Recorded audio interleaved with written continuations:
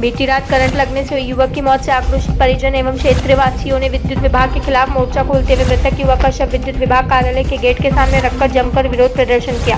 साथ ही विद्युत विभाग पर लापरवाही का आरोप लगाते हुए मुआवजे की मांग की। मेरा नाम राम सुंदर है, ये मेरा लड़का है, सालू नाम है इसका। और ये ड्यूटी करके आया शाम को 6 बजे। ये नहा रहा था, नहाते वक्त से लगा करंट और घर में उस वक्त कोई नहीं था। मैं आया अचानक तो देखा इसको लथपथ पानी में पड़ा हुआ तड़प रहा था, तो उसे अचानक मैं तुरंत लेकर भागा हॉस्पिटल पहुँचाऊँ। ये पानी पूरा भीगा हुआ था, नहाते समय से करंट लगा है।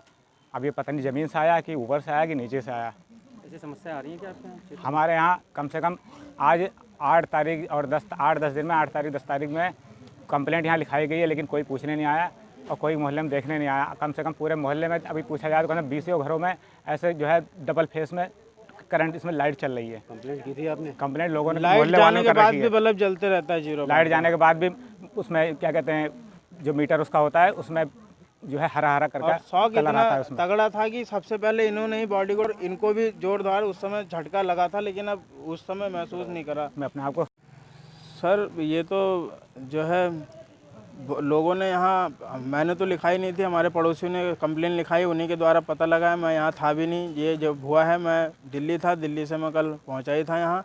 और मौका वारदात पे मेरे भाई को सबसे पहले मेरे पापा ने देखा और मेरा एक भाई अंदर भी सो रहा था, लेकिन वो जब इन्होंने जगाया तब उठा और जब देखा सामने तो वहीं पानी का टप था और थोड़ा सा 2 कदम चल के वो वहीं गिरा पड़ा था। और ऐसा देखने में प्रथम दृष्टया ये लग रहा था कि ज़मीन से ही उसको करंट लगा है, जो है किसी तरह ज़मीन में ही अर्थिंग आई है। क्या वार्ड नंबर 1 में इस तरह की परेशानियाँ लगातार बनी रहती हैं क्या?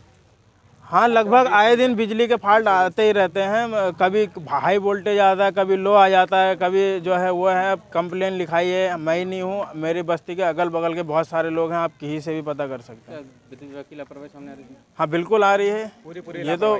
और एसडीओ साहब कह रहे हैं इसमें हमें कुछ पता ही नहीं है, हमें कोई जानकारी नहीं है।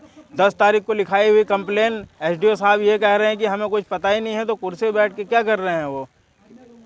जैसा कि आप देख रहे हैं कि एक मृत्यु हुई है, कल रात में मृत्यु हुई है और पोस्टमार्टम के बाद अंतिम संस्कार से पूर्व थोड़ा सा क्षेत्रवासियों को रोष था विद्युत विभाग को लेकर के। उनको सुना गया है, आश्वस्त किया गया है कि इसमें जांच होगी, जांच में जो भी परिणाम आएगा उसके हिसाब से कार्रवाई होगी। परिवार को सांत्वना देने के लिए अभी 50,000 रुपये विद्युत विभाग ने कैश दिया है। 50,000 रुपये का और इंतजाम करके वो उनको प्रदान करेंगे। ये जो भी चीज़ें दी गई हैं वो जांच से इतर है, केवल संवेदना और उस परिवार के दुख में शामिल होने के लिए, उसकी प्रतिपूर्ति नहीं की जा सकती, उसमें शामिल होने के लिए लोगों के प्रयासों से किया गया। जिला प्रशासन की तरफ से सर डीएम साहब से बात करके क्या उसमें कोई मदद हो सकती है? नहीं, जिला प्रशासन की ओर से जैसा कि हमने अपने क्षेत्रवासियों से भी, अपने जनप्रतिनिधियों से भी कहा है कि यदि कोई हमसे इंक्वायरी मांगी जाएगी, रिपोर्ट मांगी जाएगी, तो जो चीज़ें हम देख रहे हैं वैसे ही रिपोर्ट भेजेंगे। अगर उस परिवार को उस रिपोर्ट के आधार पर कोई सहायता मिलती है तो हम तत्पर रहेंगे। कि अभी एसडीएम साहब ने भी आपको बताया है, जो घटना हुई है वो बहुत दुखद है, लेकिन जो प्रथम दृष्टया अभी सूचना मिली और जैसा अभी परिणाम आ रहे हैं कि वो घर के अंदर की वायरिंग से ये दुर्घटना हुई थी, लेकिन उसकी जो है वो विस्तृत जांच कराने के उपरांत जो भी निर्णय होगा उसके बाद विभागीय कार्रवाई सुनिश्चित की जाएगी।